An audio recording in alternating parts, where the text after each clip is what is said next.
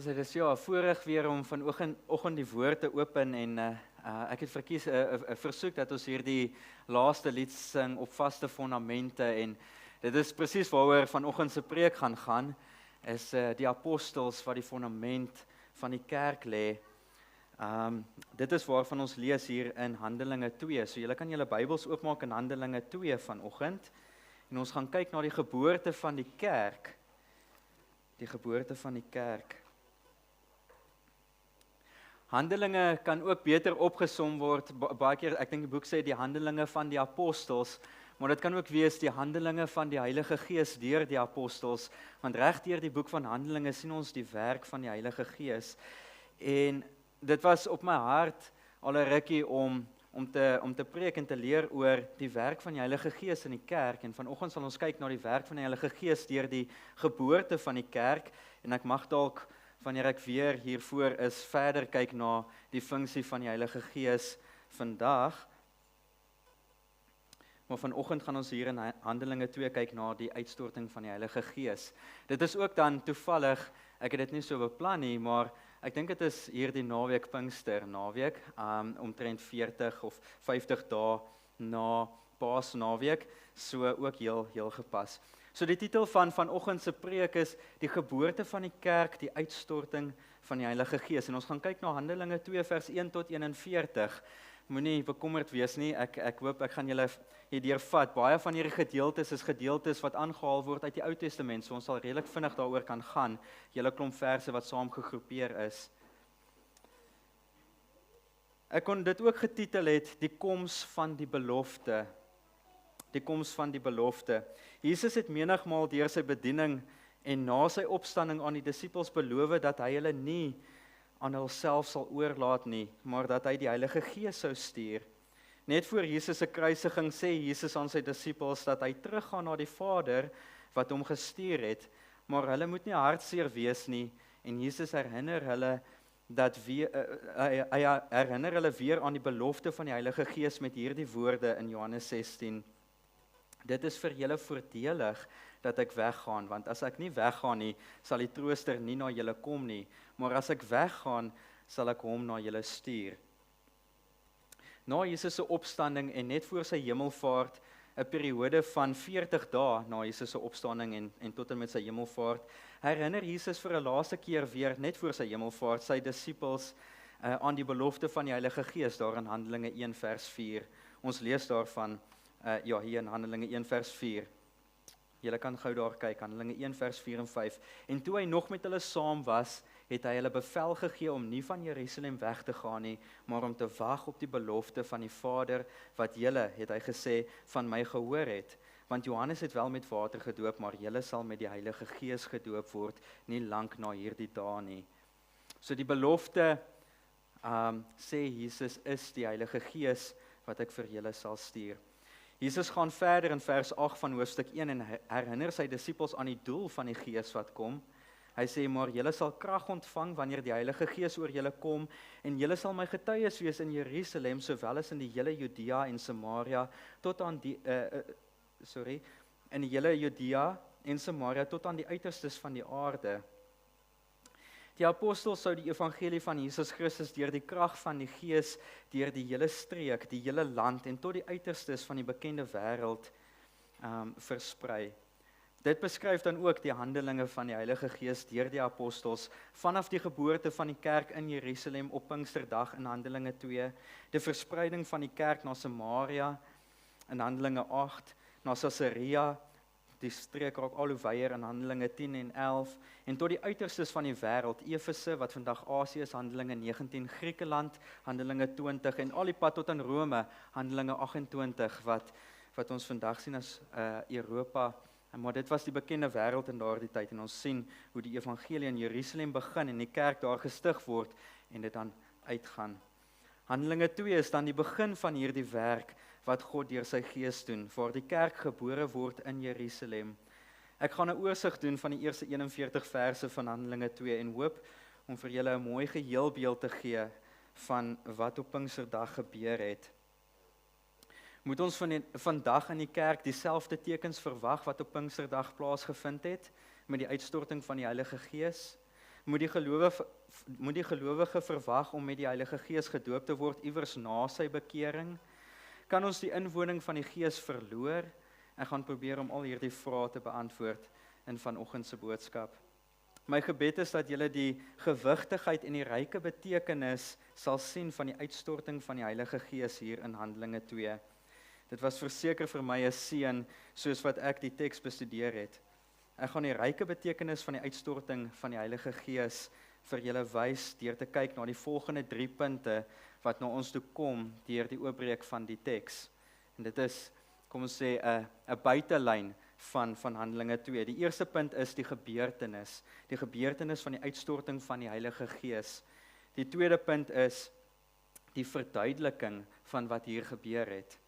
En dan die derde punt is die resultaat van hierdie belofte van die Heilige Gees. Die resultaat van die Heilige Gees wat gekom het en die belofte van die Gees is ook vir elkeen wat bekeer. Jesus beloof dat hy die Gees sal stuur, ook direk net voor sy hemelvaart. Die Gees kom dan 10 dae later, dit is waarvan ons hier lees die gebeurtenis.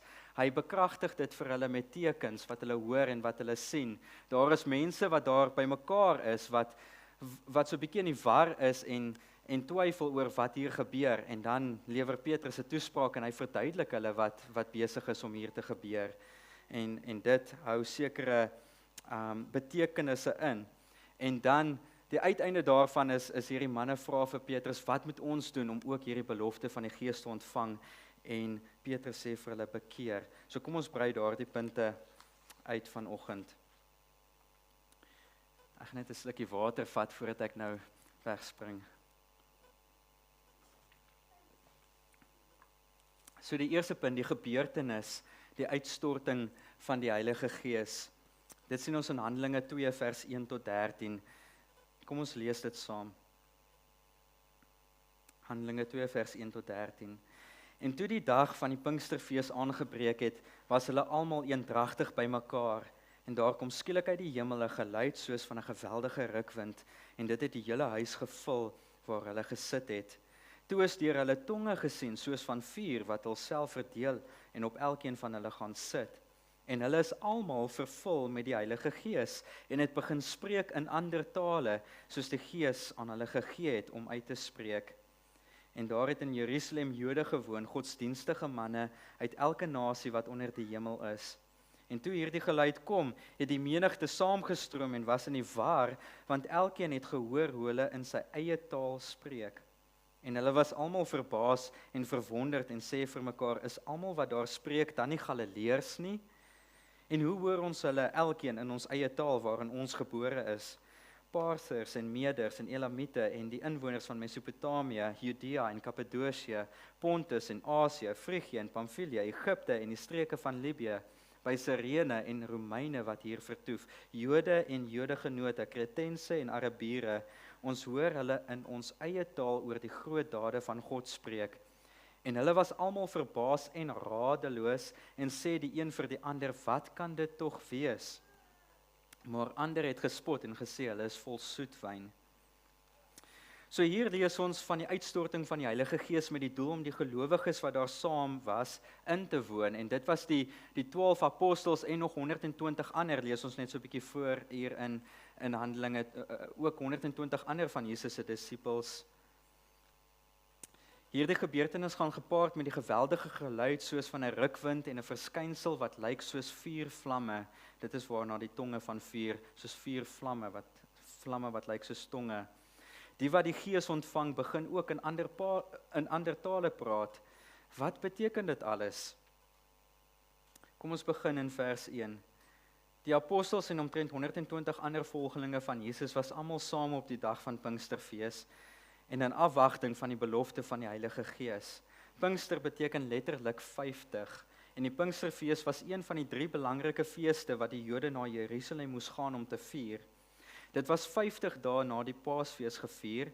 Dit is ook genoem die fees van weke of die fees van die oes. En dit behels om 'n nuwe spysoffer aan die Here te bring, 'n offer uit die eersteling van die koringoesopbrengste. Ons lees daarvan in Levitikus 23, Numeri 28. Na Jesus se opstanding het hy nog 40 dae met die apostels deurgebring voor sy hemelvaart. En op die 50ste dag na Jesus se opstanding, 10 dae na sy hemelvaart uit die dood het die belofte gekom waarvan Jesus gepraat het, die Heilige Gees. Die Heilige Gees word aan die gelowiges op daardie dag en aan alle gelowiges daarna by die oomblik van redding gegee as 'n seël of 'n waarborg van die gelowiges se erfenis. Die Heilige Gees word aan die gelowige gegee as die eersteling van die gelowiges se oes ook. Met ander woorde, die Heilige Gees is die waarborg. In Engels sê ons die down payment van alles wat die gelowige sal beerwe. God se woord sê in Efesiërs 1 vers 13 tot 14 uit die 2020 vertaling, in hom, dit is nou Christus, is julle toe julle die woord van die waarheid, die evangelie van julle verlossing gehoor en tot geloof gekom het, verseël met die Heilige Gees wat beloof is. Die Gees is die waarborg van ons erfenis om ons los te koop as God se eiendom tot lof van sy heerlikheid. So die wat daar by mekaar was toe nou op hierdie eerste uitstorting van die Heilige Gees, het jy Heilige Gees ontvang as seël. Daarna ontvang elke gelowige by redding, by wedergeboorte, die Heilige Gees ook as seël van hul redding. Op Pinksterdag is die gelowiges vir die eerste keer deur die Heilige Gees ingewoon, of soos Paulus in Efesiërs 1 sê, geseël met die Heilige Gees.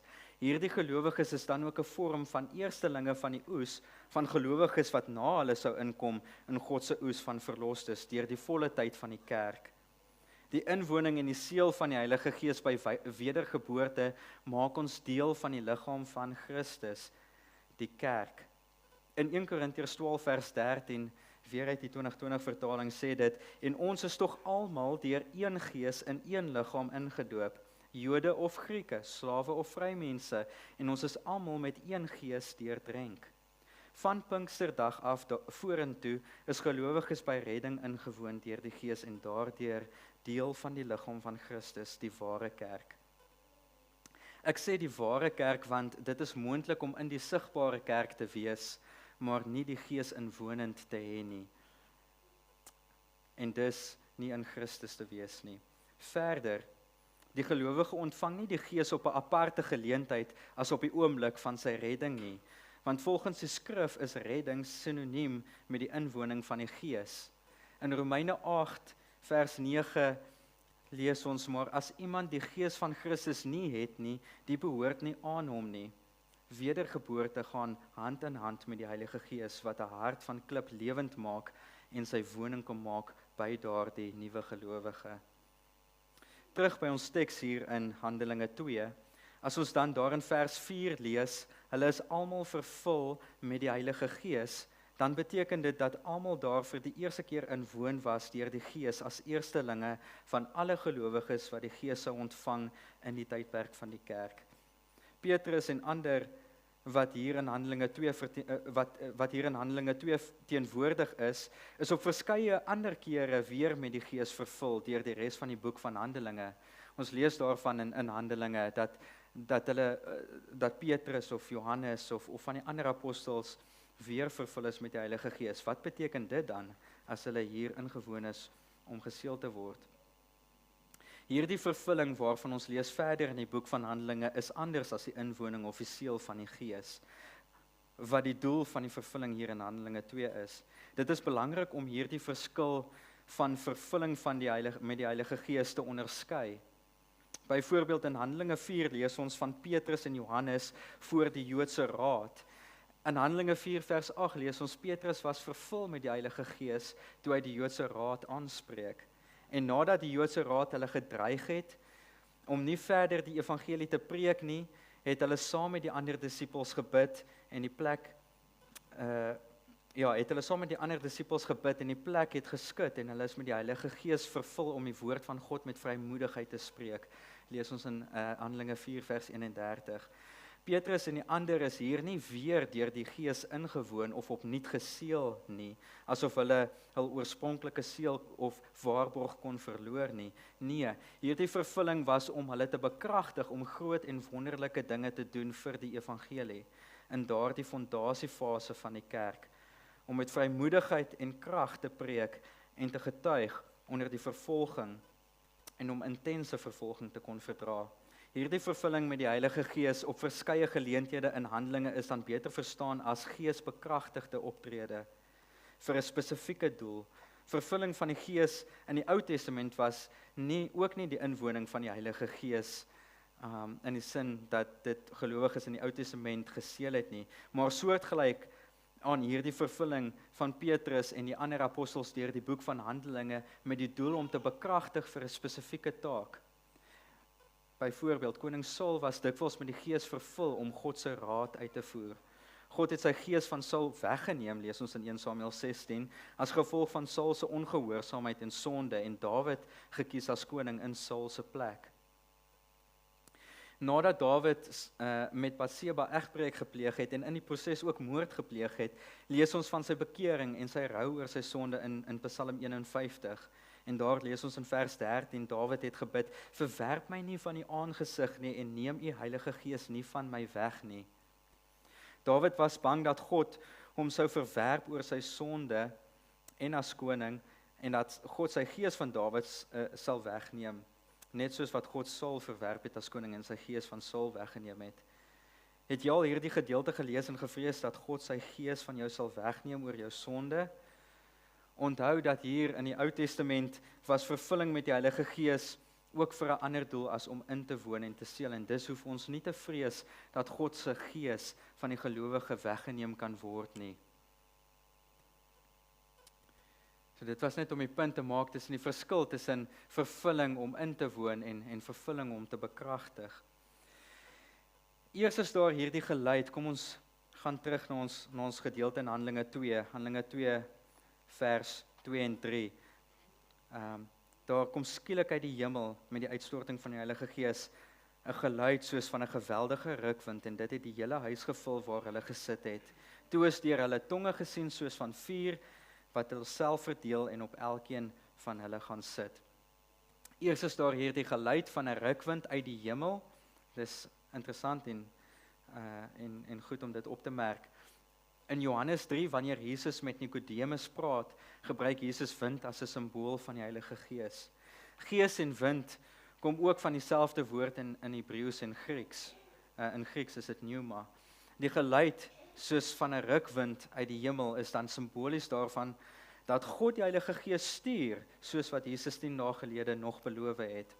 Net so gebruik God die bonatuurlike verskynsel van vuurtonge of vlamme om simbolies en sigbaar aan te wys dat hy sy Gees stuur om op elke gelowige te rus en in te woon. Vuur word ook dikwels in die skrif gebruik as 'n aanduiding van God se teenwoordigheid. Dink maar net aan Moses in die brandende bos. Daar kon geen twyfel wees dat God nie sy belofte nagekom het en die Heilige Gees nie gestuur het nie. God het dit vir hulle op 'n baie spesiale, bonatuurlike en duidelike manier bevestig, beide deur die geluid soos van 'n rukwind uit die hemel, asof te sê van God af uit die hemel, asook die beeld van tonge van vuur wat op elke persoon rus, simbolies dat die Gees sy woning in die gelowige kom maak individueel. God se Gees is inwonend individueel in elke gelowige en gesamentlik in die liggaam van Christus, soos wat elkeen deur die een Gees in een liggaam ingedoop is, naamlik die kerk. Sien dan hoe onafskeidbaar die gelowige met die kerk, die liggaam van Christus is, deur die feit dat ons nie gered is om op ons eie as Christene te leef nie, maar deur die Gees deel het aan een liggaam en lede van mekaar is, 'n heilige priesterdom vir Christus. Julle kan maar daarvan gaan lees in 1 Korintiërs 12 oor hoe ons in hierdie liggaam deel het en mekaar ook dien met die gawes wat die Gees vir ons gee. Liewe luisteraar, as jy 'n kind van God is, het die Gees sy woning in jou kom maak die oomblik wat jy gered was. Jou liggaam is 'n tempel van die Heilige Gees, soos Paulus in 1 Korintiërs 6 vers 19 skryf, wat in julle is, wat julle van God het, en dat julle nie aan julleself behoort nie, want julle is duur gekoop, verheerlik God dan in julle liggaam en in julle gees, wat aan God behoort. Verder lees ons in vers 4 van Handelinge 2, en hulle is almal vervul met die Heilige Gees, en het begin spreek in ander tale, soos die Gees aan hulle gegee het om uit te spreek. Deel van die gebeurtenis van die uitstorting van die Heilige Gees op Pinksterdag was dat die wat die Gees ontvang het in ander tale begin praat het. Hierdie was nie vreemde, onverstaanbare of hemelse tale nie, maar menslike tale wat ander kon verstaan. Ons sien dit in vers 5 tot 11. In hierdie tyd rondom die Pinksterfees was daar Jode in Jerusalem saam van alle nasies om die fees te vier. Onthou, dit is een van die 3 feeste waarvoor die Jode na Jerusalem toe moes gaan om die fees te vier.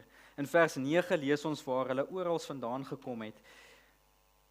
Van reg oor die wêreld, Paasters wat vandag Iran is, Meders, Elamite, die inwoners van Mesopotamië, Judea, Kappadosie, Turkye, vandag Pontus en Asië, Frigië, Pamfilië, Egipte en selfs die Romeine, oralsoor het hierdie Jode saamgekom.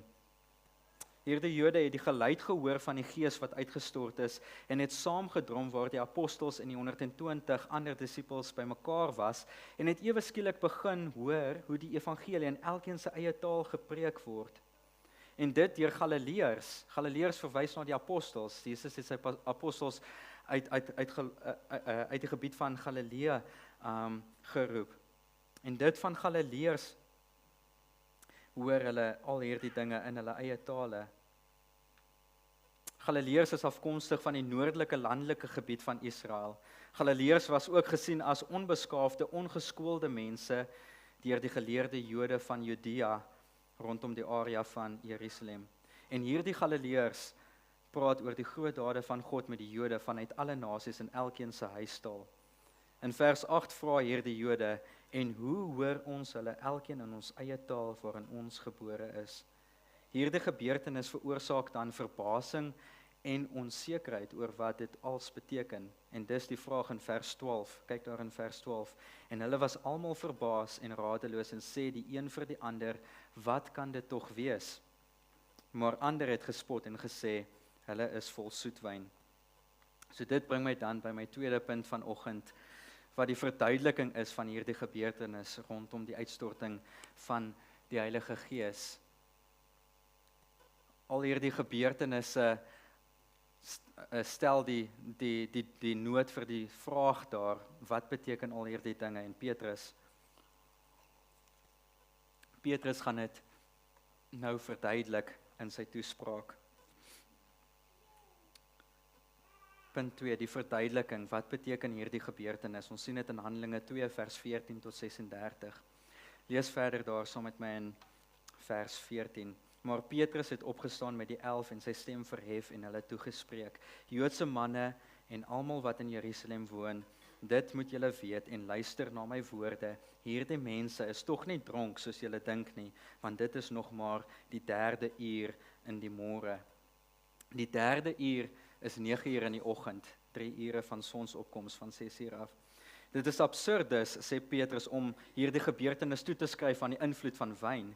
Hulle is nie dronk nie. Kom ek verduidelik vir julle wat dit werklik beteken. Wat volg is 'n toespraak van Petrus aan hierdie Joodse manne van alle nasies en almal anders wat in Jerusalem woon en saamgedrom het en nou wonder oor wat hier gebeur het. Petrus se toespraak bestaan uit 2 dele. Die eerste punt wat Petrus maak is dat die tale wonder 'n teken is dat die tydperk van die laaste dae aangebreek het. En hy doen dit deur Joël 2 vers 28 tot 32 aan te haal. Hierdie verwysing na laaste dae in die Ou Testament dui op die tydperk tussen Christus se eerste koms en sy tweede koms en dit word na verwys deur teoloë as die tydperk van die Messias of ook anders genoem die messiaanse tydperk. Petrus se tweede punt is in sy toespraak is dan om uit die Psalms, Psalm 16 en Psalm 110 te toon dat Jesus werklik die Messias is wat gekom is. Jesus is hier die Messias wat gekom het. Hierdie messiaanse tydperk wat nou ingelei is deur die koms van die Heilige Gees, hierdie Jesus wat julle gekruisig het, is daar die Messias. Petrus sê in baie eenvoudige terme, die Messias het gekom, die uitstorting van die Gees bevestig dit en Jesus van Nasaret wat julle laat kruisig het, is hier die Messias. Kom ek bewys dit vir julle uit die Ou Testament uit. Kom ons kyk dan na Petrus se eerste punt in sy verduideliking van hierdie tale wonder met die uitstorting van die Heilige Gees. Die eerste punt, ek noem dit punt A of subpunt hierso in die verduideliking, is die aanbreek van die messiaanse tyd, die laaste dae. Ons sien dit in verse 16 tot 21. In Handelinge 2 vers 16 tot 21 haal Petrus die profeet Joël aan uit Joël 2 vers 28 tot 32. Kom ons lees dit. Maar dit is wat deur die profeet Joël gespreek is. En in die laaste dae, spreek God, sal ek van my gees uitstort op alle vlees, en julle seuns en julle dogters sal profeteer, en julle jongelinge sal gesigte sien, en julle ou mense sal drome droom, en ook op my diensknegte en die diensmaagde sal ek in die dae van my gees uitstort, en hulle sal profeteer. En ek sal wonders gee bo in die hemel, en tekens onder op die aarde, bloed en vuur en rookdamp. Die son sal verander in duisternis, en die maan in bloed, voordat die groot en deurligtige, in die 2020 sê dit, die glorieryke dag van die Here kom. En elkeen wat die naam van die Here aanroep, sal gered word.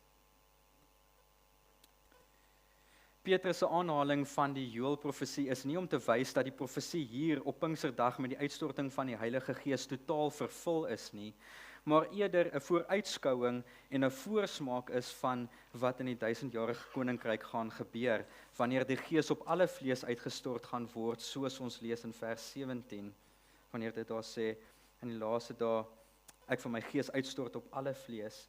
Die konteks van die boek van Joël is God se oordeel oor Israel weens hulle ongehoorsaamheid. God se oproep tot Israel om hulle tot hom te bekeer en 'n eskatologiese herstel van Israel, materialistiese herstel, geestelike herstel en nasionale herstel. Joël is 'n kort boek, 3 hoofstukke, en dit is die konteks van Joël. Israel se ongehoorsaamheid, God se oproep tot Israel om hulle te bekeer en hulle herstel. Dit is dan ook baie keer so met Ou-testamentiese profesieë met 'n meer onmiddellike vervulling van daardie profesie en ook 'n vervulling van die profesie. En baie keer in die Ou Testament is dit moeilik om te onderskei wat verwys na die eerste koms van Christus, as ons ook in die konteks van die laaste dae wanneer dit praat van wanneer die Messias gaan kom, en wat verwys na die tweede koms van Christus. In die Nuwe Testament raak dit vir ons duideliker en dit skyn meer lig op hierdie profesieë. Op verskeie plekke in die Nuwe Testament sien ons dat die term die laaste dae gebruik word om na die tydperk na Christus se eerste koms te verwys en voor sy tweede koms. In Hebreërs 1 vers 1 lees ons, nadat God baie keer en op baie maniere in die ou tyd gespreek het tot die vaders deur die profete, het hy in hierdie laaste dae tot ons gespreek deur die Seun. En in 1 Petrus 1 vers 18 tot 20, Petrus se brief, skryf Petrus dat die gelowige losgekoop is met die kosbare bloed van Christus, wat wel vooruit geken is voor die grondlegging van die wêreld, maar in hierdie laaste tye geopenbaar is om julle ontwil. Hierdie laaste dae behels dan die insluiting van die heidene in God se plan van versoening. Paulus, deur die inspirasie van die Heilige Gees, leer in Romeine 11 dat die insluiting van die heidene in God se versoeningsplan gekom het as 'n resultaat van Israel se ongehoorsaamheid. Luister wat Paulus skryf in Romeine 11 vers 11 tot 12. Ek vra dan, het hulle, en hy verwys as hy sê hulle na Israel, het hulle miskien gestruikel om te val? Nee, stellig nie. Maar deur hulle val het die saligheid tot die heidene gekom om hulle jaloers te maak. En as hulle val die rykdom van die wêreld is, en hulle tekort die rykdom van die heidene, hoeveel te meer sal hulle voluit dit nie wees nie. Die laaste dae, die tyd van die Messias en die redding van die heidene deur die evangelie van Jesus Christus tot toevoeging in Christus se liggaam, die kerk, is dan 'n tyd van oordeel op ongelowige Israel. Petrus se punt hier in Handelinge 2 vers 16 tot 21 deur Joël aan te haal om die wonder van die tale te verduidelik, is dat God sy gees aan die heidene gee as oordeel op ongelowige Israel. Dit word beklemtoon met die feit dat die evangelie verkondig word in alle tale, die tale van alle nasies, die tale van die heidene. Die uitstorting van die Heilige Gees is egter net die begin van die tydperk van die laaste dae en is 'n voorsmaak van wat kom aan die einde van hierdie tydperk wanneer die groot en glorieryke dag van die Here, lees ons daar in 2 vers 20, aanbreek met die wederkoms van Jesus Christus. Dan sal die Gees uitgestort word op alle vlees, want almal wat die 1000-jarige vrederyk ingaan, wat sal volg op die wederkoms van Christus sal gered wees. Die res sal verower wees deur die Messias. Hierdie groot en glorieryke dag van die Here hou oordeel in vir die nasies en ongelowiges en sal vooraf gegaan word deur 'n groot verdrukkingstydperk en word gekenmerk deur wonders in die hemel, die son se verduistering en maan wat word soos bloed, tekens op die aarde, bloed, oorlog, vuur en verwoesting. Die Joël profesie verwys ook daarna. Hierdie is die tekens van groot verdrukking waarna Joël verwys in die teks wat Petrus aanhaal en waarvan Jesus ook praat in Matteus 24 vers 29 tot 30. Vanuit die boek van Openbaring weet ons dat hierdie groot verdrukkingstydperk voor die wederkoms van Jesus ook bedoel is om die Jode as 'n nasie terug te laat draai na hul Messias wat hulle verwerp het. Jeremia verwys na dit as 'n tyd van benoudheid vir Jakob, maar hy sal daaruit verlos word, sê Jeremia in Jeremia 30 vers 7. En Paulus sê weer in Romeine 11 vers 25 dat die verharding ten dele oor Israel gekom het totdat die volheid van die heidene ingegaan het, totdat die volheid van die kerk ingekom het, volheid van die heidene ingegaan het. En so sal die hele Israel gered word, sê Paulus daar in Romeine 11. Dit sluit dan aan met hierdie gedeelte uit Joël wat Petrus aanhaal om die betekenis van die verskyning van die Heilige Gees te verduidelik. Dit dui op die insluiting van die heidene deur die evangelie. Dit is die gewigtigheid, die betekenis van die uitstorting van die Heilige Gees hier, die insluiting van die heidene. Dit dui op gedeeltelike en tydelike oordeel op ongelowige Israel wat hul Messias verwerp het en 'n voorsmaak van die totale en finale vervulling van hierdie Joël profesie wat die materialistiese, geestelike en nasionale herstel van Israel behels as ons dit lees in die konteks van Joël. Liewe luisteraar, ons is in die laaste tyd. Jesus kom terug. En hierdie keer kom hy nie om te dien en sy lewe neer te lê vir sondaars nie. Hy het dit gedoen, maar hy kom om te oordeel. Openbaring 20 vers 15 sê, en as dit bevind is dat iemand nie opgeskryf was in die boek van die lewe nie, is hy in die poel van vuur gewerp. Slegs die wat die naam van die Here aanroep en in hom gevind word op hierdie dag van die Here se wederkoms sal gered word. Die vraag wat u self kan vra vanoggend, as u nog nie na Christus toe gekom het nie, is u in hom? Petrus gaan verder in sy toespraak om te bewys uit die psalms dat Jesus werklik die Messias is wat gekom het. So hierdie eerste deel van sy toespraak wys Petrus die laaste dae het gekom. Dis die tyd van die Messias. En nou gaan hy vir ons wys dat hierdie Messias is Jesus wat gekruisig was, wat onder hulle gewoon het, waarvan hulle almal getuies is. En dit is die tweede punt van die verduideliking. Jesus van Nasaret is die Messias. Dit sien ons in verse 22 tot 36.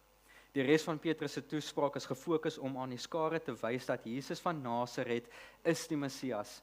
Petrus het uit Joël gewys dat die koms van die Heilige Gees en die teken van die tale dui daarop dat die laaste dae, die tyd van die Messias gekom het, en nou gaan hy wys dat Jesus wat hulle gekruisig het, daardie Messias is, en daar is vergifnis van sonde deur geloof in sy naam. Petrus sê basies glo in hierdie Jesus. Lees saam met my daar in Handelinge 2 vers 22 tot 24 eers. Israeliete, luister na hierdie woorde. Jesus, die Nasareëner, 'n man deur God vir julle aangewys met kragte en wonders en tekens wat God deur hom onder julle gedoen het, soos julle ook self weet. Hom wat deur die bepaalde raad en voorkennis van God oorgelewer is, het julle deur die hande van goddelose manne geneem en gekruisig en omgebring. Petrus identifiseer die Messias as Jesus die Nasareëner in vers 22, 'n beskeie naam waar volgens Jesus bekend was gedurende sy aardse bediening. In Johannes 18, waar Jesus gevange geneem word in die tuin, vra Jesus vir die soldate en die dienaars van die owerpriesters wat hom gevange kom neem, wie soek julle? En hulle antwoord hom, Jesus die Nasareëner. Dit is dan hierdie Jesus waarvan Petrus praat. God het hierdie Jesus reeds aan hulle aangewys as die Messias met kragte en wonders en tekens, soos wat Petrus daar in vers 22 sê. Jesus het blindes laat sien, ons het gelees daarvan vanoggend, Hoe ongelooflik dat dit so uitgewerk het, ons skrifgedeelte. Jesus het blindes laat sien, krepeles laat loop, melaatses gesond gemaak, dowes laat hoor, dooies opgewek en aan armes die evangelie met krag en gesag verkondig. Jesus het mag en gesag getoon oor demone, oor die natuur, oor dood en om sondes te kan vergewe. Jesus is as Messias geldig verklaar, bekragtig deur die wonders en die tekens wat God deur hom gedoen het tydens Jesus se aardse bediening. Dit is altyd die doel van wonders en tekens in die skrif, om die boodskappers van God se waarheid of om God se teenwoordigheid te bekragtig, om dit geldig te verklaar. Tekens en wonders is nie die norm deur die eeue van die skrif nie. Hoekom sou dit dan ook vandag die norm wees? Dit is nie. Wanneer God homself en sy woord openbaar aan mense, dan bekragtig God dit met tekens en wonders. Dink maar aan Moses in die brandende bos, aan Elia en die profete van Baal wat God verteer het met vuur uit die hemel in 1 Konings 18. God wys, hy is die lewende God en bekragtig Elia as sy boodskapper. Luister na hom is wat God wys deur hierdie tekens. Luister na Elia, Israel, en draai weg van julle afgoderry. Die Vader bekragtig ook so Jesus se aardse bediening deur wonders en tekens om te wys hy is die seun van God wat van die Vader afkom om sondaars te red. Net so skenk God die apostels van Jesus die gawe om tekens en wonderwerke te doen as bekragtiging van die boodskap van die evangelie van Jesus Christus, soos wat hulle die fondasie van die kerk lê. Dit lees ons in Hebreërs 2. Julle kan dit neerskryf en gaan lees daar, Hebreërs 2, 3 en 4. Nadat die fondasie van die kerk deur die apostels gelê was, is die doel van die tekens en die wonders wat gedoen was deur die apostels ook bereik. En ek wil ook bylas en ook die posisie van apostel. Julle kan daar in Handelinge 1 lees wat was die kwalifikasies van 'n apostel gewees. Hulle moes saam met Christus gewandel het, Christus se bediening gesien het en getuies gewees het van sy opstanding. Nadat die apostels die fondasie van die kerk gelê het, het hierdie dinge dan tot 'n einde gekom. Hierdie Jesus van Nasaret het God aan almal getoon as Messias deur wonders en tekens. Nie die minste hiervan nie dat Jesus uit die dood opgewek is. Hoekom het die Messias gekom? Die Messias het gekom om versoening te bewerkstellig. Lees daar in Handelinge 2 vers 23 saam met my. Hom wat deur die bepaalde raad en voorkennis van God oorgelewer is, het julle deur die hande van goddelose manne geneem en gekruisig en omgebring. Kyk hoe mooi stel Petrus God se soewereiniteit in sy plan van verlossing. Ek dink ek het daai bietjie opgemors, God se soewereiniteit in sy plan van verlossing. Hierdie Jesus wat julle gekruisig het, sê Petrus, was volgens die bepaalde raad en voorkennis van God. God die Vader het nie bloot net vooruit geweet dat die Seun oorgelewer en gekruisig gaan word deur die Joodse raad en Romeinse soldate nie. Dit is deel van God se raadsplan van voor die grondlegging van die wêreld. God is soewerein, selfs oor die sonde van mense, maar sonder om verantwoordelik te wees vir daardie sonde. Lees ons in Jakobus 1 vers 13. Is dit nie 'n troos en gerusstellend dat ons 'n soewereine God dien nie? Ons God is totaal in beheer, selfs wanneer dit vir ons lyk en voel dat ongeregtigheid en sonde seëvier. Maar ons kan vas op God vertrou in tye van tragedie, nood, siekte en selfs dood, want ons God laat alles volgens sy raad en wil gebeur tot lof van sy heerlikheid, Efesiërs 1. En hy laat alles ten goeie meewerk vir hulle wat God liefhet, Romeine 8 vers 28. Petrus gaan dan verder om te sê dat God hierdie Jesus opgewek het wat hulle oorgelewer het om gekruisig te word.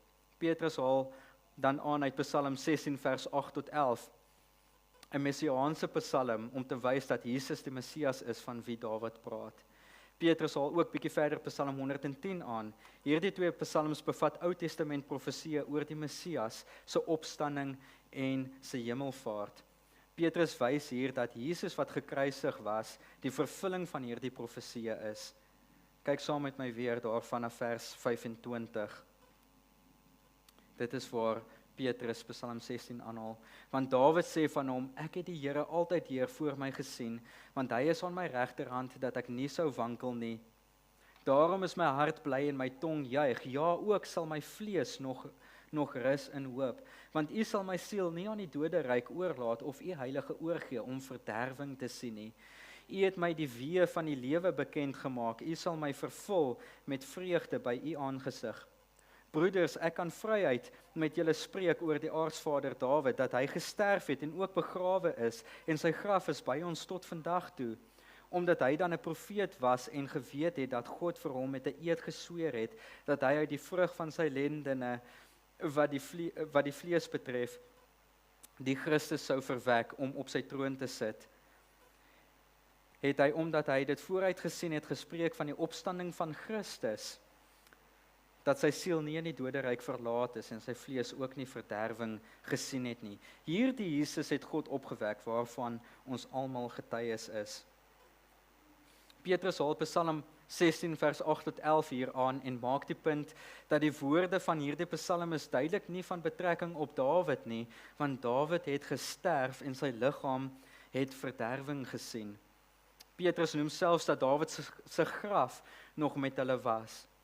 So wanneer Dawid dan in hierdie Psalm sê, want U sal my siel nie aan die doderyk oorlaat of U heilige oorgee om verderwing te sien nie, dan is dit 'n vooruitskouing na die Messias, die Christus, wat God aan Dawid beloof het, dat een wat uit sy nageslag sou kom, vir ewig op Dawid se troon sal regeer.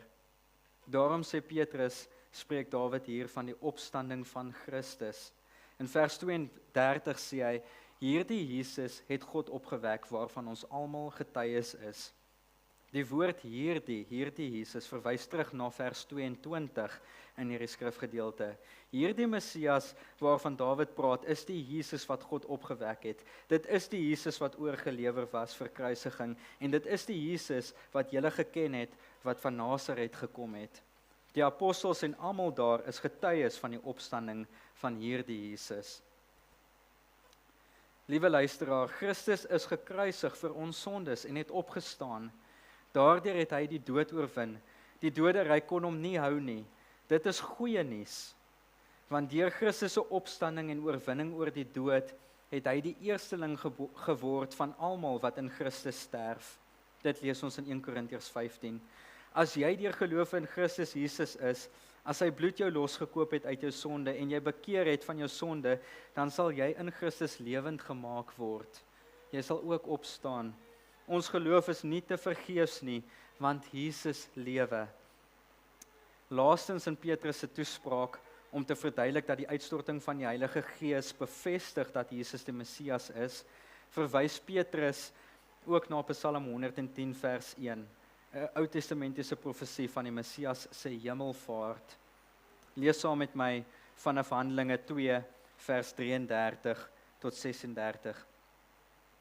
Nadat hy dan deur die regterhand van God verhoog is, opgevaar het en van die Vader die belofte van die Heilige Gees ontvang het, het hy dit uitgestort wat julle nou sien en hoor.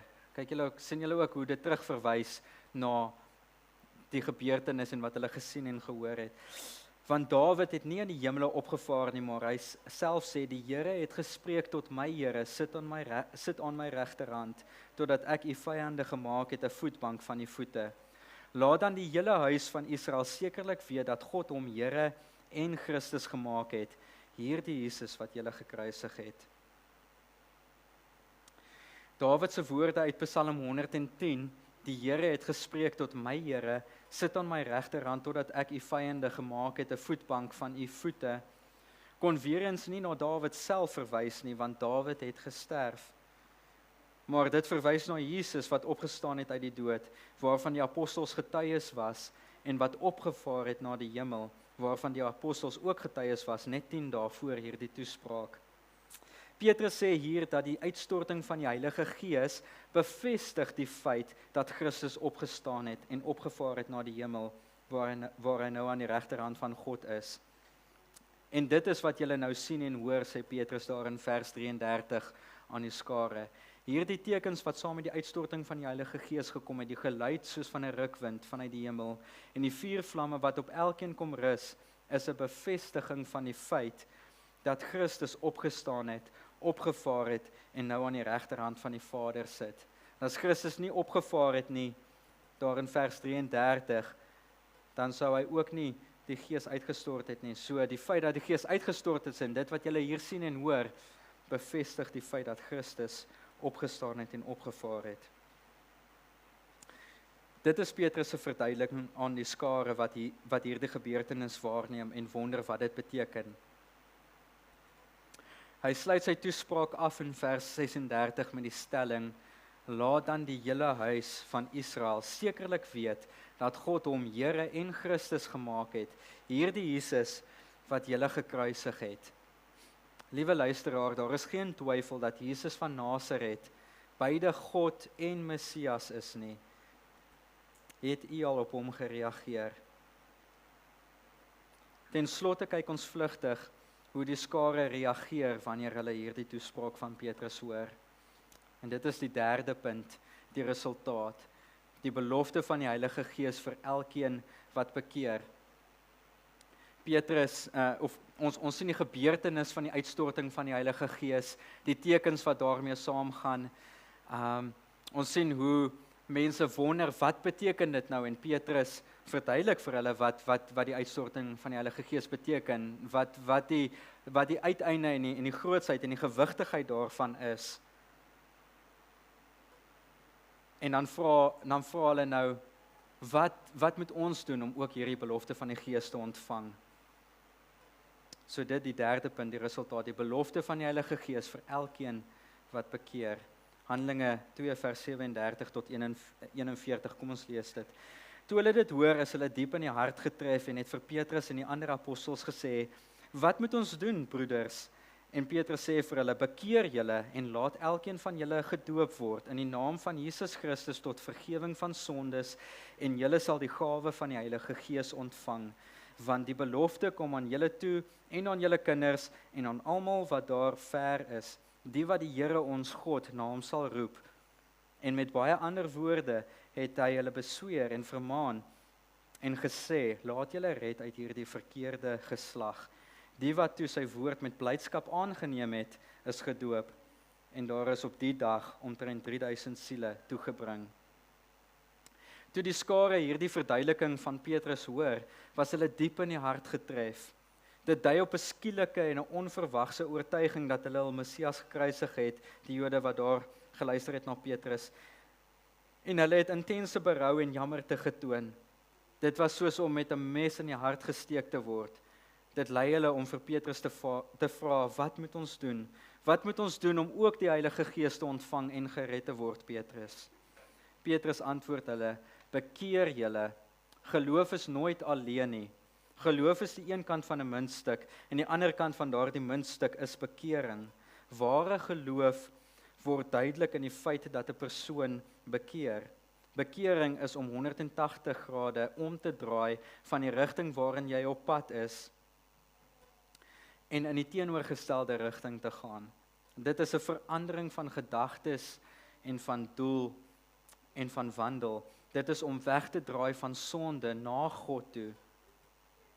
Vir hierdie Jode was dit om weg te draai van hulle selfregverdiging in die onderhouding van die wet en om geregverdig te word in Christus.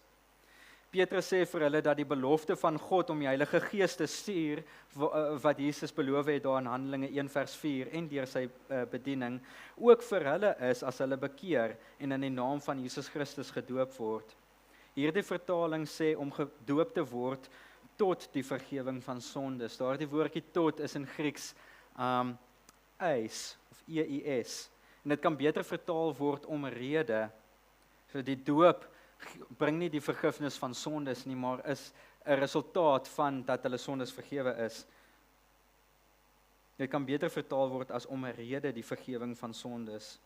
Om gedoop te word in die naam van Jesus wys dan dat die persoon in hom glo vir die vergifnis van sonde. Hierdie geloof is geloof in wie Jesus is, 100% mens en 100% God, en wat hy gedoen het. Hy het versoening kom maak vir my en jou sonde deur te sterf aan die kruis. Elkeen wat in hierdie Jesus sal geloof plaas en hulle bekeer van hul sonde, sal die belofte van die Vader, die Heilige Gees ontvang.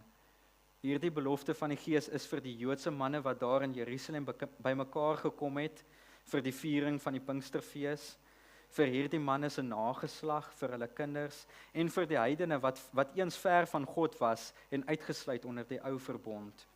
Ons lees ook daarvan in Efesiërs 2 vers 13 waar Paulus sê, julle wat eens ver was, het God nader gebring. Kom ons lees weer vers 38 en 39. En Petrus sê vir hulle, bekeer julle en laat elkeen van julle gedoop word in die naam van Jesus Christus tot of omrede die vergifnis van sondes en julle sal die gawe van die Heilige Gees ontvang. Want die belofte kom julle toe en julle kinders en almal wat daar ver is, die wat die Here ons God naam sal roep. Die resultaat dan is 3000 siele wat op hierdie dag bygevoeg is met die geboorte van die kerk. Wat 'n ongelooflike dag moes dit nie gewees het nie. Ek sluit af vanoggend. Die uitstorting van die Heilige Gees, liewe luisteraar, is bevestiging dat ons in die laaste dae is. Dit is die tyd waarin God se reddende genade verskyn het aan alle mense deur Jesus Christus, wat homself vir ons gegee het om ons te verlos van alle ongeregtigheid en vir homself 'n volk as sy eiendom te reinig, wat ywerig is vir goeie werke. Blaai gou saam met my na Titus 2 vers 11 tot 14 toe. Dit is so 'n mooi gedeelte. Titus 2 vers 11 sê, want die reddende genade van God het aan alle mense verskyn en leer ons om die goddeloosheid en wêreldse begeerlikhede te verloon, ingetoe en regverdig en vroom in die teenwoordige wêreld te lewe, terwyl ons die salige hoop en die verskyning van die heerlikheid verwag van die groote God en ons verlosser Jesus Christus, wat homself vir ons gegee het om ons te verlos van alle ongeregtigheid en vir homself 'n volk as sy eiendom te reinig, ywerig in goeie werke. Ons is dan in hierdie tyd wat God sy Gees gee, wat God ons deel maak daardeur ons die waarborg van die Gees gee, dat ons deel het aan ook hierdie erfenis, die hoop op die verskyning van Christus. Dit maak ons ook deel van Christus se kerk, om heilig en rein te wees, om ons te reinig van ongeregtigheid, waar Christus vir homself 'n volk bymekaar maak. Dit is ook 'n tyd van gedeeltelike verharding en oordeel op ongelowige Israel. Die uitstorting van die Gees op Pinksterdag en die Jode wat op daardie dag gered was, is 'n voorsmaak.